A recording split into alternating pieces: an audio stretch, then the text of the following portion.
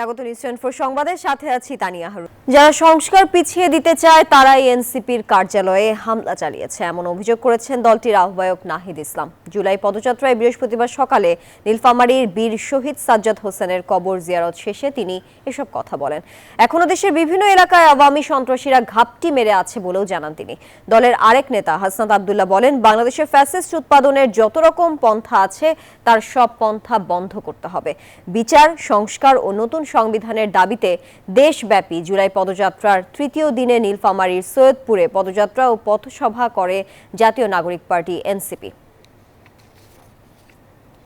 হামলাগুলো করে আমাদেরকে যে উত্থান হয়েছে নতুন রাজনৈতিক শক্তি, সেই উত্থানকে ঠেকিয়ে দিতে চাচ্ছে।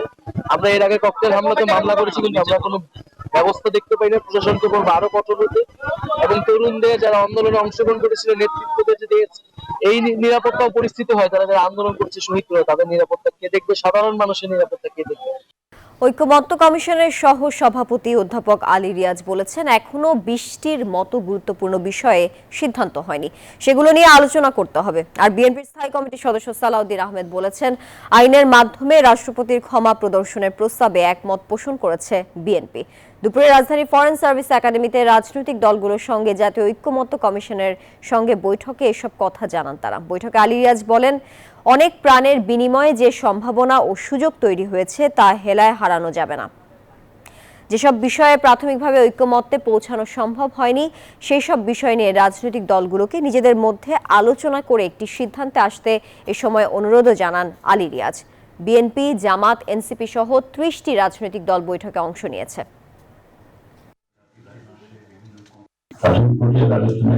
কর্মগত অবস্থানগুলো আমরা বুঝতে পারি, কর্মদের ক্ষেত্রগুলো বুঝতে পারি, এবং সেই ক্ষেত্রগুলো নিয়ে আপনারা যারা দলের অভিযোগ এবং আপনাদের জোটে আপনাদের সহযোগী সমর্থকদের সাথে কথা বলতে পারেন, সে সুযোগটা আমরা রাখতে চাচ্ছি। আমরা পরবর্তী পর্যায়ে এসে দেখবো যে এগুলো নিয়ে আমরা সহজে আসলে এক জায়গায় সিদ্ধান্তের শুনতে পারবো।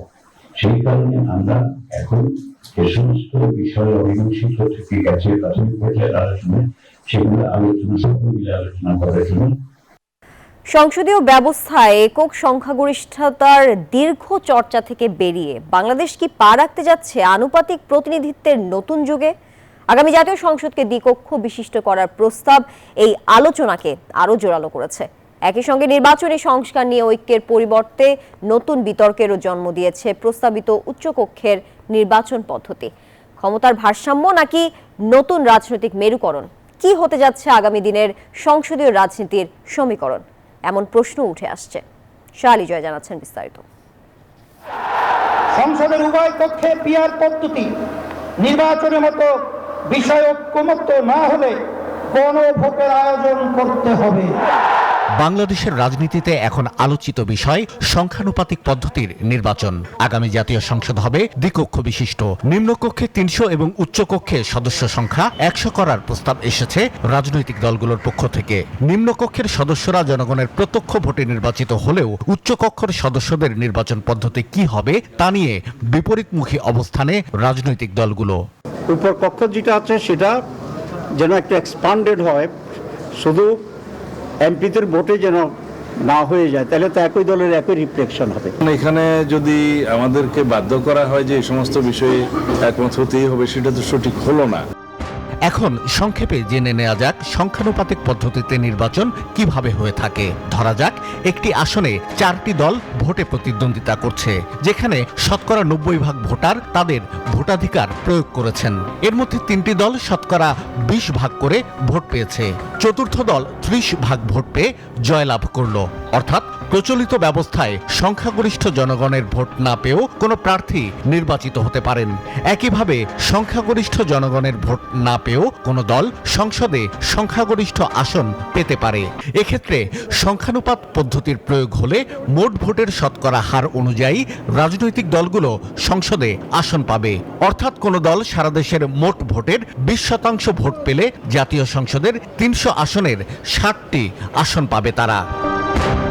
তবে বাংলাদেশে সংখ্যানুপাত পদ্ধতির প্রয়োগের প্রস্তাব এসেছে সংসদের উচ্চকক্ষ নির্বাচনের জন্য, যেখানে নির্বাচনে অংশ নেওয়া রাজনৈতিক দলগুলোর শতকরা ভোটের হার অনুযায়ী উচ্চকক্ষে আসন নির্ধারণ হবে। শুরু করে এখন বিশ্লেষকরা বলছেন এমন পদ্ধতির প্রয়োগ হলে উচ্চকক্ষে ছোট রাজনৈতিক দলগুলোর প্রতিনিধিত্ব বাড়বে। ছোট পলিটিক্যাল পার্টিগুলো তারা দেখতেছে যদি আমরা পিয়ারে যেতে পারি তাহলে আমাদের সংসদে আমাদের আসনটা বেশি থাকবে। একদম ছোট পলিটিক্যাল পার্টি যেটা 1% ভোট পেয়েছে সারা দেশে, সেও একটা আসন পাবে। সংখ্যানুপাত বা পিয়ার পদ্ধতির নির্বাচন সংসদে সরকারি দলের ক্ষমতাকে খর্ব করবে, এমন আশঙ্কাও করছেন বিশ্লেষকরা। এত স্বল্প সময়ে যখন আমরা আশা করছি যে ফেব্রুয়ারির মধ্যে নির্বাচন হবে, সে ধরনের একটি পরীক্ষার মধ্যে না গিয়ে প্রথমে নির্বাচন দরকার এবং পরবর্তীতে দরকার হলে নির্বাচিত সরকার সমস্ত রাজনৈতিক দলগুলোর সাথে আলোচনা করে পরবর্তীতে এই ধরনের এক্সপেরিমেন্টগুলো সামনে আসতে পারে। কিন্তু এই মুহূর্তে আমি মনে করি যে নির্বাচনই মুখ্য হওয়া উচিত। কার্যক্রমের বিধি অনুযায়ী কিভাবে নিম্নকক্ষ চলবে, উচ্চকক্ষ চলবে, এখানে অনেক জটিল বিষয় আছে। সেগুলো কিন্তু কোনো আলোচনায় কোনো জায়গায় এগুলো কোনো স্থান নেই। আলোচনার স্থানটা হচ্ছে কিভাবে আমি সংসদে যাব, এটা নিয়ে। বিশ্বের শতাধিক রাষ্ট্রে সংখ্যানুপাতিক পদ্ধতির নির্বাচন ব্যবস্থা চালু আছে। দক্ষিণ এশিয়ায় সরাসরি এই পদ্ধতিতে নির্বাচন হয় শ্রীলঙ্কায়। নেপালে 2 কক্ষের প্রতিনিধি সভায় 275টি আসনের মধ্যে 165টি আসনে সরাসরি ভোট এবং বাকি 110টি আসনে ভোটের সংখ্যা অনুপাতে হয়ে থাকে। পাকিস্তানে মিশ্র পদ্ধতির নির্বাচন হয়, যেখানে 266টি সাধারণ আসনে একক সংখ্যাগরিষ্ঠ পদ্ধতিতে নির্বাচন হলেও সংসদে নারীর জন্য সংরক্ষিত 60টি এবং সংখ্যালঘুদের জন্য সংরক্ষিত 10টি আসন রাজনৈতিক দলগুলোর প্রাপ্ত আসনের ভিত্তিতে বন্টন করা হয়। তবে ভারত এবং মালদ্বীপে নিম্নকক্ষ বা মূল আইনসভার সাধারণ নির্বাচন সম্পূর্ণভাবে একক সংখ্যাগরিষ্ঠ পদ্ধতি বা ফার্স্ট পাস্ট দ্য পোস্ট ব্যবস্থায় অনুষ্ঠিত হয়। শাহ আলী জয়, নিউজ 24, ঢাকা। জাতীয় নির্বাচনের আগে একতরফাভাবে পলিসি প্রণয়ন করা সমীচীন হবে না বলে মন্তব্য করেছেন বিএনপি মহাসচিব মির্জা ফখরুল ইসলাম আলমগীর। এ সময় প্রস্তাবিত জাতীয় টেলিকম নীতিমালার বিষয়ে উদ্বেগ জানান তিনি। বৃহস্পতিবার গুলশানে দলের চেয়ারপারসনের কার্যালয়ে সংবাদ সম্মেলনে এই উদ্বেগের কথা জানান দলটির মহাসচিব মির্জা ফখরুল ইসলাম আলমগীর। বিটিআরসি সাম্প্রতিক draft telecom network licensing reform policy 2025 উদ্যোগে বিষয়টি বাংলাদেশ জাতীয় দল বিএনপির দৃষ্টিগোচর হয়েছে। এই উদ্যোগ প্রশংসনীয় হলেও আমরা এই মুহূর্তে এই ধরনের একটা জাতীয় গুরুত্বপূর্ণ ক্ষেত্রে তড়িঘড়ি করে সিদ্ধান্ত গ্রহণ করার বিষয়ে আমাদের উদ্বেগ প্রকাশ করছি। স্থানীয় পর্যায়ে নেতা তৈরিতে প্রধান অন্তরায় হবে সংখ্যানুপাতিক পদ্ধতিতে নির্বাচন, এমন মন্তব্য করেছেন বিএনপির সিনিয়র যুগ্ম মহাসচিব অ্যাডভোকেট রুহুল কবির রিজভী। এই পদ্ধতিতে নির্বাচন দেশকে স্বৈর শাসনের দিকে ঠেলে দেবে বলেও মন্তব্য করেন তিনি। বৃহস্পতিবার সকালে রংপুর নগরীর গ্র্যান্ড হোটেল মোড়ে বিএনপি কার্যালয়ে ড্যাব আয়োজিত জুলাই আগস্ট গণ অভ্যুত্থান শোক ও বিজয়ের বর্ষপূর্তি উপলক্ষে রক্তদান ও ব্লাড গ্রুপিং অনুষ্ঠানে তিনি এসব কথা বলেন। এসবের নেতাকর্মীদের কারণে জনগণ যেন ভোগান্তিতে না পড়ে সেদিকে লক্ষ্য রাখার নির্দেশ দিয়েছেন তিনি। অনুষ্ঠানে ড্যাবের মহানগর আহ্বায়ক ডাক্তার নিখিলেন্দ্র শঙ্কর গুহ, মহানগর বিএনপির সদস্য সচিব অ্যাডভোকেট মাহফুজুন নবী ডন সহ অনেকেই উপস্থিত ছিলেন।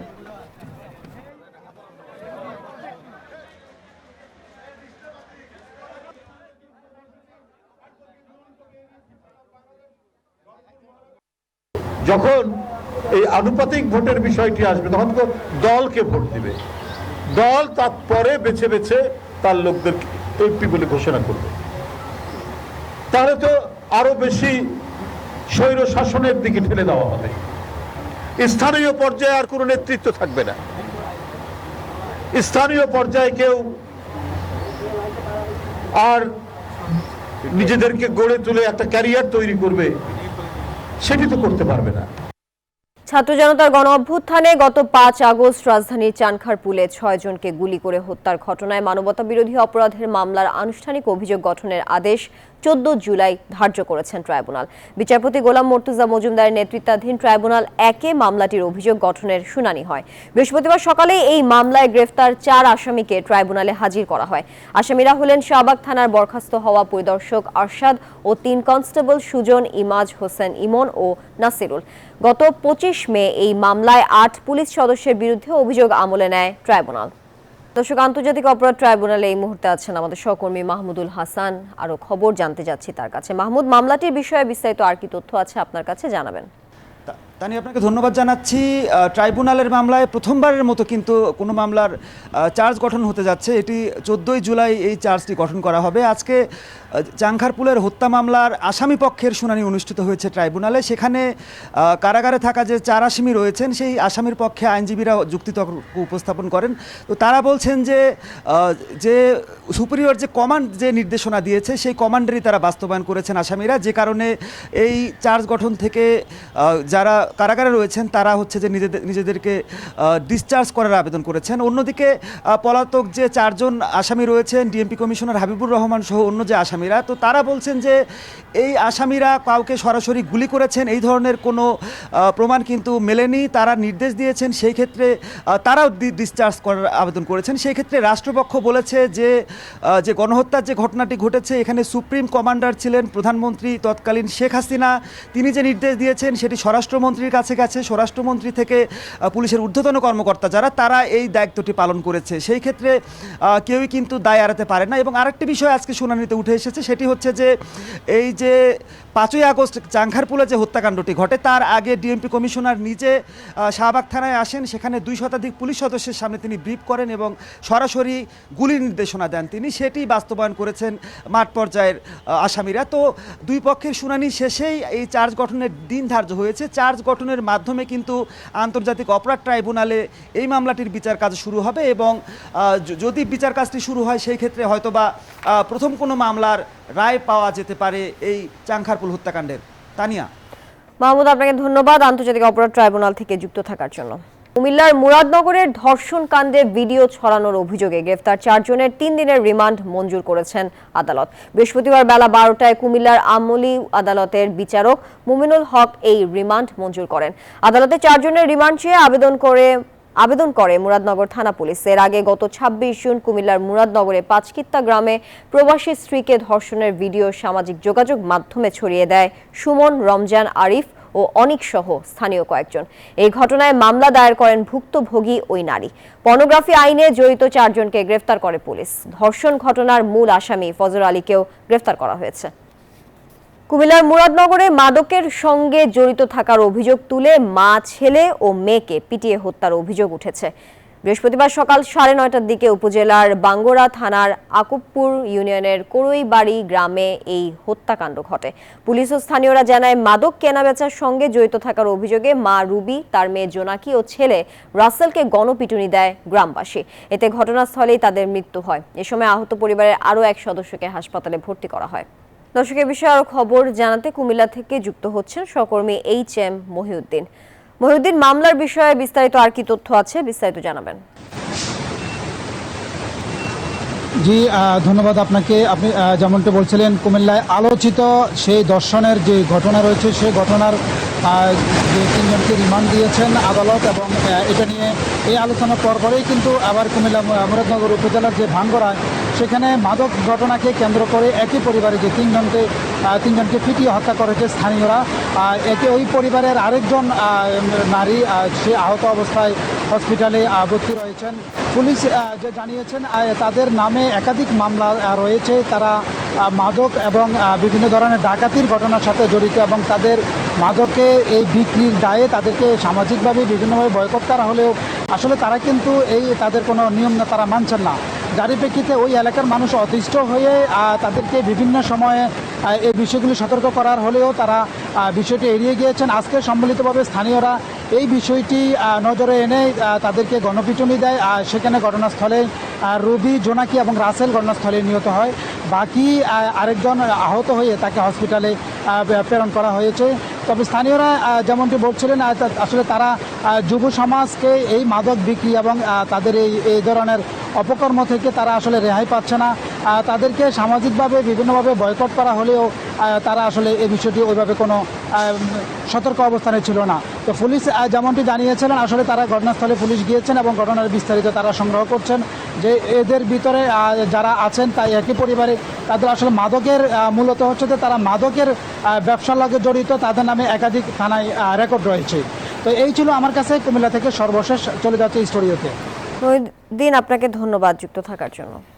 জনৈক ব্যক্তি নিজেকে বিএনপির ভারপ্রাপ্ত চেয়ারম্যান তারেক রহমানের চাচাতো ভাই পরিচয়ে প্রতারণার অভিযোগে তাকে গ্রেফতার করেছে বগুড়ার গোয়েন্দা পুলিশ। এ বিষয়ে বগুড়া জেলা গোয়েন্দা শাখার কার্যালয়ে সংবাদ সম্মেলন করছে পুলিশ। এ বিষয়ে বিস্তারিত জানতে আমরা যুক্ত হচ্ছি সেখানে। ওয়াইজ আসলে তিনি কাজ করতেন। মানে ফোনে কথা বলতেন না সামনাসামনি যেত? তিনি ফোনে অধিকাংশ সময় কথা বলতেন, তিনি সামনাসামনি হতেন না। তিনি বিভিন্ন মাধ্যম নিয়ে বিভিন্ন জনকে সামনাসামনি করতেন। তিনি একেবারেই কারোর সামনাসামনি কখনো হতে চাইতেন না। যেখানে একেবারে নিরুপায় ছিলেন সেখানে তিনি বিভিন্ন জনের সামনাসামনি হতেন। এটা আসলে ভুক্তভোগীরা যখন আমাদেরকে জানায় তখন আমরা নিজেরা তদন্ত সাপেক্ষে তার কিছু ফোন নাম্বার ট্র্যাক করে আমরা তাকে বের করতে সক্ষম হই। আর কেউ জড়িত আছে কিনা আপনার মনে হয় এর সাথে? কোনো চক্র আছে এর সাথে? আসলে সে নিজেই একটা চক্র চালাচ্ছে। এই চক্রের আরো 2-4 জন 5 জন বা সদস্য থাকতে পারে বলে আমরা মনে করছি তদন্ত সাপেক্ষে, এবং সেগুলো পূর্ণাঙ্গ তদন্ত হলে সেভাবে আমরা বের করে নিয়ে আসতে পারবো এবং তখন বলতে পারবো এই চক্রে আরো কারা কারা সদস্য আছে। আপনাদের পুলিশ সদস্যের মধ্যে ধন্যবাদ। উনি আমাদের শুধু পুলিশ সদস্য না, এমনকি প্রশাসনের বিভিন্ন অফিসারকেও তিনি তার পরিচয় দিয়ে এই ধরনের প্রতারণা করার চেষ্টা করেছেন। কোথাও কোথাও সফল হয়েছেন এবং কোথাও কোথাও তিনি সফল হননি। আসলে এই কথা বলার অপেক্ষা রাখে না। তিনি আসলে ভুয়া ব্যারিস্টার, একজন প্রতারক। তিনি মেট্রিক পাসও করেননি। তার তো ব্যারিস্টার পদ পদবি একেবারে বাতুলতা। অবশ্যই আমরা রিমান্ডে নিয়ে এসে তার কাছ থেকে অধিকতর কোনো কিছু তথ্য জানার থাকলে আমরা জেনে নেব এবং রিমান্ডে নিয়ে আসলে আমরা আরো সত্য বেরিয়ে নিয়ে আসতে পারবো বলে বিশ্বাস করি। ধন্যবাদ। আমরা একটু ডিবিওসি মহোদয়ের সাথে একটু কথা বলতে চাই। নীলফামারীতে এনসিপির গাড়ি বহরের সঙ্গে আছেন সহকর্মী মাঝহার ইসলাম। আমরা সরাসরি যাচ্ছি তার কাছে, সবশেষ খবর জানবো। মাঝহার, এখন কোথায় পৌঁছেছেন এনসিপি নেতাকর্মীরা? সেখানে এই মুহূর্তে কি পরিস্থিতি দেখছেন? তাই আপনাকে ধন্যবাদ। আপনি যেমনটা বলছিলেন যে জাতীয় নাগরিক পার্টি এনসিপির যে জুলাই পদযাত্রা, সেই পদযাত্রার আজকে তৃতীয় দিন। সেই তৃতীয় দিনে আজকে কর্মসূচি শুরু হয়েছে সৈয়দপুর শহীদ জিয়াদের কবরের মধ্য দিয়ে। আজকে এই মুহূর্তে আমরা আছি নীলফামারী শহরের ডিসির যে মোড়, সেই মোড়ে এনসিপির নেতাকর্মীরা তারা দাঁড়িয়ে আছেন। একটু পরে এখান থেকে পদযাত্রা শুরু হবে। এনসিপির যারা স্থানীয় নেতাকর্মী আছেন তারা তাদের যে স্থানীয় নেতা এবং কেন্দ্রীয় নেতা সাইদ হোসেন লিওন এর ছবি সহ তাদের যে দলীয় প্রতীক শাপলা, সেটা নিয়ে তারা হাজির হয়েছেন এবং দলীয় নেতাকর্মীরা এই জায়গায় হাজির হয়েছেন কারণ কেন্দ্রীয় নেতারা একটু পরে এসে তাদের এই পথযাত্রায় যোগ দেবেন। এখান থেকে কিছুক্ষণ হেঁটে তারা সামনে একটা মোড় আছে, সেখানে গিয়ে তারা বক্তব্য রাখবেন। আপনি জানেন যে 64 জেলায় তাদের যে জুলাই পদযাত্রা 29 দিনের, সেটির আজকে তৃতীয় দিন গড়িয়েছে। এর আগে রংপুর, গাইবান্ধা এবং লালমনিরহাট এই জেলাগুলো তারা ইতিমধ্যে শেষ করেছেন। আজকে তৃতীয় দিনে নীলফামারীর পরে তারা পঞ্চগড় যাবেন, সেখানেও কেন্দ্রীয় নেতারা কথা বলবেন। আজকে কেন্দ্রীয় নেতারা দুইটি বিষয়ে বেশি গুরুত্ব দিয়েছেন। সেটি হচ্ছে গতকাল পটিয়ায় যে হামলা হয়েছে বৈষম্য বিরোধী ছাত্র আন্দোলনের উপর, সেটা নিয়ে তারা বারবার বলেছেন যে পুলিশকে অবশ্যই পরিবর্তন করতে হবে। পুলিশ যেভাবে জুলাই আন্দোলনের সময় হামলা চালিয়েছিল, যারা এর সাথে জড়িত ছিল তাদের বিচার না হওয়ার কারণে পুলিশ এখনও সাধারণ মানুষের উপর হামলা করছে। এই বিষয়টি তারা বলেছেন যে পুলিশকে যদি সংশোধন না করা হয় তারা আবারও মাঠে নামবেন এবং তারা যে পদযাত্রা করছেন সেই পদযাত্রার মধ্যে এই জিনিসটি তারা ইনক্লুডেড করবেন। তারা সরকারকে বলেছেন দায়িত্বশীল আচরণ করার জন্য এবং তারা বলছেন যে এই যে এনসিপির যে 29 দিন ব্যাপী পদযাত্রা, সেই পদযাত্রাকে ভাঙচাল করার জন্যই বিরোধী কোনো পক্ষ ষড়যন্ত্র করছে না এবং একই সাথে আওয়ামী লীগের যারা অ্যাক্টিভিস্ট, যারা এখনো গ্রেফতার হয়নি, তাদেরকে গ্রেফতার না করার কারণে কিন্তু বিভিন্ন জায়গায় হামলা হচ্ছে। বিশেষ করে গতকাল রাতে কেন্দ্রীয় কার্যালয়ের সামনে যে ককটেল বিস্ফোরণ হচ্ছে সেটা নিয়েও তারা কথা বলেছেন। এখনই এইটার পদযাত্রা শুরু হবে, কয়েক মিনিট ঘুরে তারা তাদের যে নির্ধারিত পথসভা সেই জায়গায় গিয়ে তারা কথা বলবেন। এই যে জাতীয় নাগরিক পার্টি এনসিপির 29 দিনের যে পদযাত্রা, তৃতীয় দিনের নীলফামারীর যে কর্মসূচি, সে সম্পর্কিত আমার কাছে সর্বশেষ তথ্য। তানিয়া।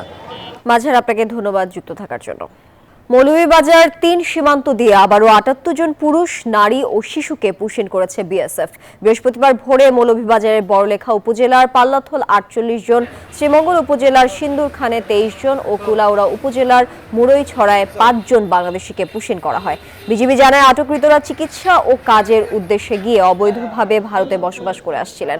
এ নিয়ে মৌলভীবাজার জেলায় 490 জনকে পুষিন করা হয়েছে। এদিকে বিজিবি জানিয়েছে আটককৃতদের পরিচয় নিশ্চিত করে স্বজনদের কাছে হস্তান্তর করবে পুলিশ।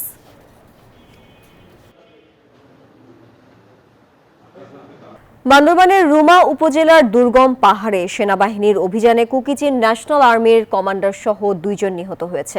বৃহস্পতিবার সকালে এক সংবাদ বিজ্ঞপ্তিতে এই কথা জানিয়েছে আন্তঃবাহিনী জনসংযোগ পরিদপ্তর ISPR। এতে জানানো হয় অভিযানে 3টি SMG, 1টি রাইফেল সহ বিভিন্ন অস্ত্র ও গোলাবারুদ উদ্ধার করা হয়েছে।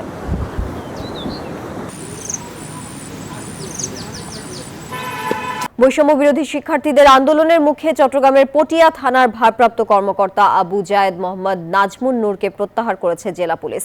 বুধবার রাত 10:30টার দিকে তাকে দায়িত্ব থেকে সরিয়ে রেঞ্জ ডিআইজি কার্যালয়ে সংযুক্ত করা হয়।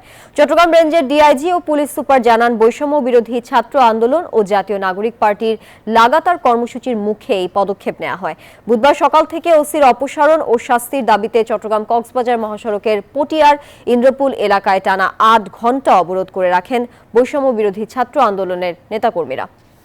ভিয়েতনামের সঙ্গে নয়া একটি বাণিজ্য চুক্তিতে পৌঁছেছে ট্রাম্প প্রশাসন। এই চুক্তিতে ভিয়েতনাম থেকে আমদানি করা পণ্যের উপর 20% শুল্ক আরোপিত হবে। বৃহস্পতিবার এই তথ্য জানিয়েছে বিবিসি। গেল এপ্রিলে ট্রাম্পের ঘোষণা করা পাল্টাপাল্টি শুল্ক নীতির আওতায় ভিয়েতনাম থেকে আমদানি করা পণ্যের উপর 46% শুল্ক ধার্য করেছিল যুক্তরাষ্ট্র। আসছে সপ্তাহে এই শুল্ক কার্যকর হওয়ার কথা ছিল, তবে শেষ মুহূর্তে এসে ওয়াশিংটন হানয়ের আলোচনার মধ্য দিয়ে কমানো হলো শুল্কের হার। নতুন এই চুক্তি অনুযায়ী যুক্তরাষ্ট্রের কোনো পণ্যের উপর নতুন করে পাল্টা কোনো শুল্ক আরোপ করবে না ভিয়েতনাম। সামাজিক মাধ্যমে এক পোস্টে এই তথ্য জানিয়েছে খোদ প্রেসিডেন্ট ডোনাল্ড ট্রাম্প। যুদ্ধবিরতির আলোচনার মধ্যেই গাজা জুড়ে চলছে ইসরায়েলি আগ্রাসন। একদিনে প্রাণ ঝরল আরও 111 ফিলিস্তিনের। নারকীয় এই তাণ্ডবের মধ্যে ইসরায়েলকে বাংকার বিধ্বংসী বোমা ও স্টেলথ বোমারু বিমান দিতে যাচ্ছে যুক্তরাষ্ট্র। এদিকে হামাসকে গোড়া থেকে নির্মূল ও সব জিম্মিকে মুক্তির প্রতিশ্রুতি পুনর্ব্যক্ত করলেন ইসরায়েলের প্রধানমন্ত্রী বেনিয়ামিন নেতানিয়াহু। অন্যদিকে জিম্মি মুক্তির দাবিতে বিক্ষোভে উত্তাল ইসরায়েল। ইসরায়েলি এই নারকীয় তাণ্ডবে অসহনীয় যন্ত্রণার মধ্য দিয়ে দিন পার করছে গাজাবাসী। নেই খাবার, নেই মাথা গোজার ঠাঁই, এমনকি জ্বালানির সংকটের কারণে ডায়ালাইসিস করতে পারছেন না অসুস্থ রোগীরা। চিকিৎসা না পেয়ে আল শিফা হাসপাতালে দিন পার করছেন তারা। তবু থেমে নেই আগ্রাসন। যুদ্ধবিরতির আলোচনা শুরুর পর থেকে পুরো উপত্যকা জুড়ে হামলা জোরদার করেছে ইসরায়েল। এতে ইন্দোনেশিয়ান হাসপাতালের পরিচালক সহ নিহত হয়েছেন বহু ফিলিস্তিনি। উপত্যকা জুড়ে খাদ্য সংকট এতটাই ভয়াবহ আকার ধারণ করেছে যে এক মুঠো খাবারের আশায় গাজা হিউম্যানিটেরিয়ান ফাউন্ডেশনের সাহায্য কেন্দ্রগুলোতে ভিড় করছেন ফিলিস্তিনিরা। সেখানেও হামলা অব্যাহত রেখেছে ইসরায়েল। এদিকে হামাসকে গোড়া থেকে নির্মূল ও সব জিম্মিকে মুক্তির প্রতিশ্রুতি পুনর্ব্যক্ত করলেন নেতানিয়াহু।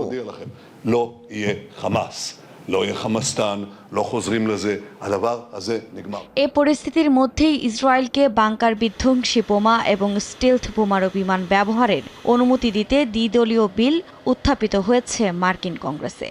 এ অস্ত্র ইসরায়েলকে আত্মরক্ষায় সহায়তা করবে বলে দাবি মার্কিন আইন প্রণেতাদের। যদিও প্রস্তাব পাশ হলে গোটা বিশ্বে যুক্তরাষ্ট্রের পর দ্বিতীয় দেশ হিসেবে ইসরায়েলের কাছেই থাকবে এ অস্ত্র।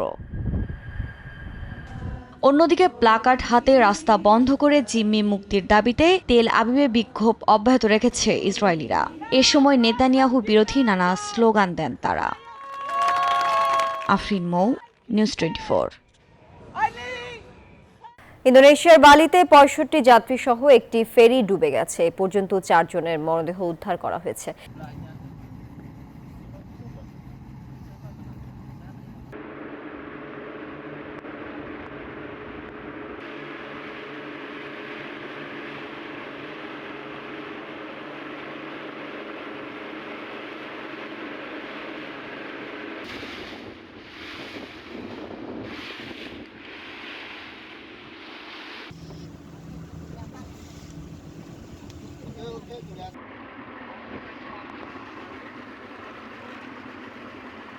শ্রীলঙ্কার বিপক্ষে 3 ম্যাচের ওয়ানডে সিরিজের দ্বিতীয় ম্যাচে শনিবার মাঠে নামবে বাংলাদেশ। সিরিজ বাঁচানোর এই ম্যাচটি কলম্বোতে শুরু হবে বাংলাদেশ সময় বেলা 3টায়। প্রথম ওয়ানডেতে জয়ের দারুণ সুযোগ তৈরির পরও কিভাবে ম্যাচ হারা যায় সেটাই দেখালো বাংলাদেশ। শ্রীলঙ্কার বিপক্ষে 1 উইকেটে 100 রান তোলা দলটি পরের 5 রানের ব্যবধানে হারায় 7 উইকেট, যা লঙ্কানদের বিপক্ষে টেস্টের পর সিরিজের প্রথম ওয়ানডেতেও মিরাজ শান্তদের হারের স্বাদ দিয়েছে। 250-এরও কম লক্ষ্য তারায় ব্যাট করতে নেমেও ব্যর্থ শান্ত লিটন দাসরা।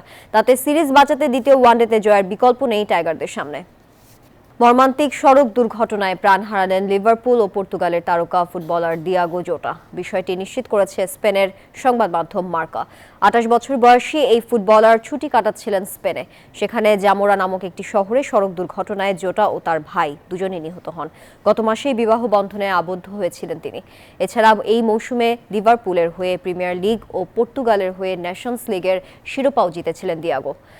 তার অকাল মৃত্যুতে শোকের ছায়া নেমে এসেছে বিশ্ব ফুটবলে। ফিফা ক্লাব বিশ্বকাপে এবার শেষ 8-এর লড়াই। কোয়ার্টার ফাইনালে ইউরোপীয় দলগুলোর সঙ্গে সমান টেক্কা দিচ্ছে লাতিন ও আরবের ক্লাবগুলো। সব দলেরই চোখ এখন সেমিফাইনালের দিকে। শেষ 4-এ ওঠার লড়াই শুরু শুক্রবার দিবাগত রাত থেকে। এক নজরে দেখে নেওয়া যাক কে কার মুখোমুখি। টানটান উত্তেজনা, চমক আর ছিটকে পড়ার গল্প ফিফা ক্লাব বিশ্বকাপে শেষ 16-র পর ঠিক হয়েছে কোয়ার্টার ফাইনালের লাইন আপ। বিদায় নিয়েছে দুই হেভিওয়েট ম্যানচেস্টার সিটি ও ইন্টার মিলান। আর ইন্টার মায়ামির পারফরমেন্স সেটা এক কথায় হতাশাজনক। শেষ 8-এ দুই জার্মান, দুই Brazilian club Bayern, Borussia Dortmund, Palmeiras, Fluminense, সাথে আছে চেলসি, পিএসজি, রিয়াল মাদ্রিদ আর আল হিলাল। শুক্রবার দিবাগত রাতে মাঠে নামছে পিএসজি ও বায়ার্ন, যেখানে লড়াইটা হবে সংস্কৃতির। ফরাসি নৈপুণ্যের মুখোমুখি জার্মান একাগ্রতা। আর শনিবার বাংলাদেশ সময় দিবাগত রাত 2টায় ইউরোপীয় জায়ান্ট রিয়াল মাদ্রিদের মুখোমুখি তরুণদের দল ডর্টমুন্ড। বাকি দুই ম্যাচেও থ্রিল। চেলসি খেলবে পালমেইরাসের বিপক্ষে, আর সৌদির আল হিলালের চ্যালেঞ্জ নেবে ফ্লুমিনেন্স। ব্রাজিলিয়ান ক্লাবগুলোর খেলা এবারের আসরে জমে উঠেছে বেশ। অনেকেই ভবিষ্যৎবাণী করছেন সেমিতে দেখা যাবে দুই লাতিন ক্লাবকেই। কে যাবে শেষ 4-এ, কে থামবে কোয়ার্টারে, সব উত্তর মিলবে এই মাঠে। ফুটবলই জানে তার পরের অধ্যায়। ইমরান হোসেন, নিউজ 24। নিউজ 24 সংবাদ এখন এই পর্যন্ত। এতক্ষণ সঙ্গে থাকার জন্য সবাইকে ধন্যবাদ।